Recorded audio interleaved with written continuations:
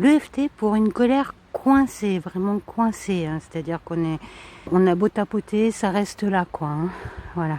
Comme je vous ai dit dans une des vidéos précédentes, j'ai réussi à me débarrasser d'une colère immense qui a bien dû me tenir les 47 ans de ma vie. Et que pendant longtemps, j'ai refoulé carrément, je n'arrivais pas à la ressentir. Je n'en avais vraiment aucune conscience. Quand on a de la colère refoulée comme ça, c'est vraiment très difficile d'arriver à la saisir et à la ressentir enfin.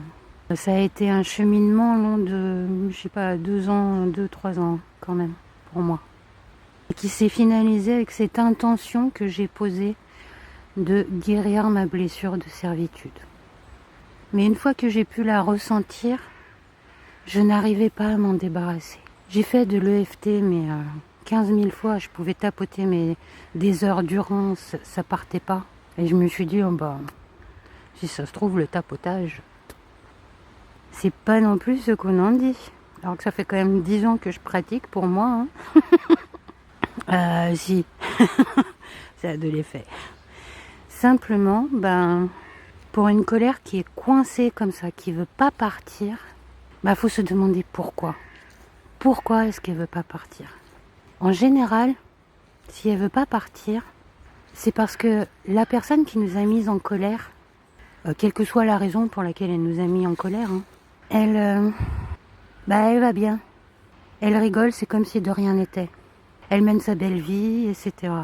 Donc en fait, la colère qu'on ressent, c'est la seule manière de la tenir responsable de ce qu'elle nous a fait.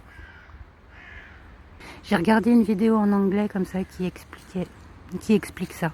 Hein. Je l'ai pas inventé. C'est un praticien EFT qui en parle. Manque de bol, je sais plus trop comment il s'appelle. Je vais peut-être vous le mettre dans la description quand je vais rentrer. Ou dans un petit commentaire, on verra. Pour les English speakers. Et donc voilà comment vous faites. Alors je vais vous parler comme si vous n'y connaissiez rien en EFT. Je sais qu'il y a beaucoup de gens qui n'y connaissent rien, donc pardon à tous ceux qui connaissent déjà. Hein, d'accord ? Donc vous tapotez d'abord le point karaté. Et vous dites, même si je dois rester en colère pour tenir cette personne responsable de ce qu'elle m'a fait, et là vous racontez ce qu'elle vous a fait. Hein ? Moi je dis, je m'aime, je m'adore, je suis mon petit trésor. Et je m'accepte pleinement et entièrement tel que je suis. Vous faites ça 3 fois. Vous tapotez le point karaté et vous répétez la même chose. Hein. Et puis, les tapotis, ça va. Ça dépend, il y en a qui commencent par là, il y en a qui commencent par là et qui finissent par là. Mais bon, c'est un peu comme vous le sentez, comme vous voulez, du coup, j'imagine. Et donc, vous tapotez ici, même si je dois rester en colère, etc. Alors on y va dans l'ordre. Les points de tapotage, c'est hop la boum, hop la boum, hop la boum, hop la boum, hop la boum. Ici entre les clavicules et hop là, là. J'en ai oublié un de point de tapotage. Alors ça fait pop pop pop, pop pop pop, pop pop pop, pop pop pop, pop pop pop, pop pop pop, entre les clavicules et sous le bras. Et vous faites, je sais pas, 8 ou 9 tours quand même. Tout en vous disant, je dois rester en colère parce qu'il m'a fait ceci, parce qu'il m'a fait cela, etc., etc. Alors vraiment, laissez-vous porter par votre intuition. Allez-y très spontanément. Vous n'allez même pas vous souvenir de tout ce que vous allez dire. Hein. Moi, personnellement, je m'en souviens pas. Parce que j'y suis allée à l'intuition, spontanément comme ça. Et la mémoire, elle n'entre absolument pas en ligne de compte quand on se sert de notre intuition. Hein. Ça faut bien le comprendre. Hein. Mais quand vous y allez comme ça spontanément, votre inconscient va directement en fait vous dire, vous allez dire exactement ce qu'il y a à dire. Hein. Et vous allez en fait trouver toutes les raisons pour lesquelles vous êtes en colère. Et vous allez aussi trouver toutes les raisons pour lesquelles vous n'avez plus besoin d'être en colère. Donc une fois que vous avez fait les 8 ou 9 tours, voire plus, hein, si vous en avez besoin, il n'y a pas de souci. Hein. Voire moins, si vous n'en avez pas besoin, il n'y a pas de souci, ça dépend. Une fois que vous avez fait les 9 tours, vous recommencez en vous disant, maintenant que j'ai pris conscience des raisons pour lesquelles je suis en colère, maintenant que j'ai pris conscience de tout ce qui me blesse moi, et du fait que lui ne se sent absolument pas responsable, ou elle ne se sent absolument pas responsable, et que c'est la raison pour laquelle je me dois de rester en colère, même si ça me fait énormément souffrir, et que si ça fait des années que ça dure, hein, ça peut aller jusqu'à atteindre votre santé. Hein. Je peux maintenant lâcher cette colère. Parce que de toute façon, cette personne-là, elle ne peut pas bien vivre si elle vit comme ça. Hein. Alors si vous avez des croyances quelconques, hein, vous pouvez aussi utiliser ça, je sais pas, le karma,